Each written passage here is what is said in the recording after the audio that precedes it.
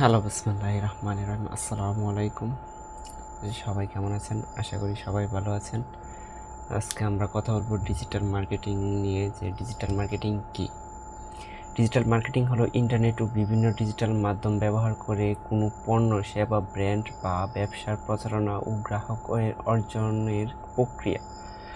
সহজভাবে বললে, আমরা যদি সহজভাবে বলি তাহলে ওটা হচ্ছে অনলাইনের মাধ্যমে সঠিক মানুষের কাছে পণ্য বা সেবার প্রচারণা করাই ডিজিটাল মার্কেটিং। এখন আমরা যারা দেখি যে ফ্রিল্যান্সার হিসেবে ডিজিটাল মার্কেটিং এক্সপার্ট লেখা থাকে অনেকে প্রোফাইলে বা অনেকে ফেসবুক অ্যাকাউন্টে, তো আসলে তারা সবাই কি ডিজিটাল মার্কেটিং এক্সপার্ট? আসলে ডিজিটাল মার্কেটিংয়ের প্রধান বিভাগ রয়েছে মূলত 8টি। ডিজিটাল মার্কেটিংয়ের প্রধান বিভাগ 8টি।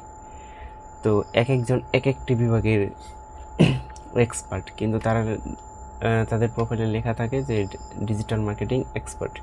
যেমন সোশ্যাল মিডিয়া মার্কেটিং বা SMM,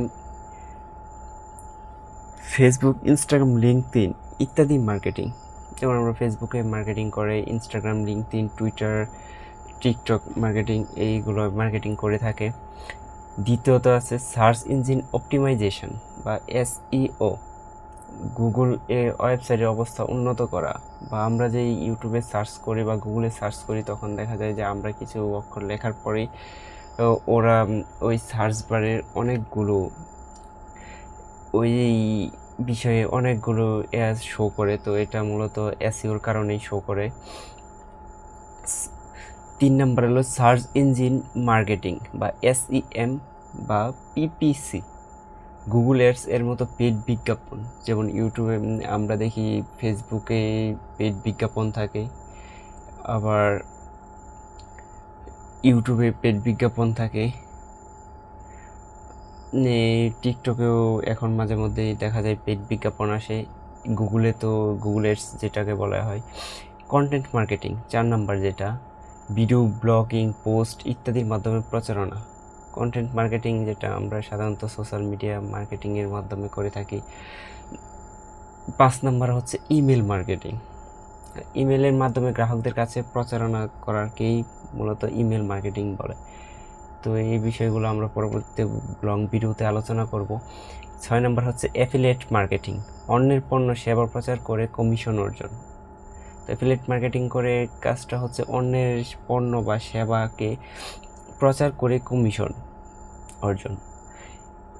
7th, ইনফ্লুয়েন্সার মার্কেটিং বা ইনফ্লুয়েন্সারের মাধ্যমে পণ্য বা ব্র্যান্ড প্রচারণা করা। যেমন আমরা অনেকে দেখি সোশ্যাল মিডিয়ায়, ফেসবুকে বিশেষ করে লেখা থাকে যে ইনফ্লুয়েন্সার।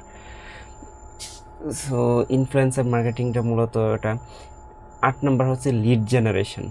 তো সম্ভাব্য গ্রাহকের তথ্য সংগ্রহ ও ব্যবসার জন্য ব্যবহার করা হয় লিড জেনারেশন কাজ। তো আমরা যদি উদাহরণের দিকে যাই, তাহলে আমরা বলতে পারি যে একটি পোশাকের ব্যবসা ফেসবুকে বিজ্ঞাপন দিলে, গুগলে SEO করলো এবং গ্রাহকদের ইমেল পাঠালে, এগুলো সবই কিন্তু ডিজিটাল মার্কেটিংয়ের অংশ। তো আপনারা যারা নতুন, আমার চ্যানেল অবশ্যই সাবস্ক্রাইব করে রাখবেন এই ধরনের ভিডিও পেতে। যারা টিকটক, ফেসবুক, ইনস্টাগ্রাম থেকে দেখছেন তারা অবশ্যই ফলো করে রাখবেন, এবং ফেসবুক পেজ থেকে যারা দেখছেন তারা অবশ্যই ফলো করে রাখবেন।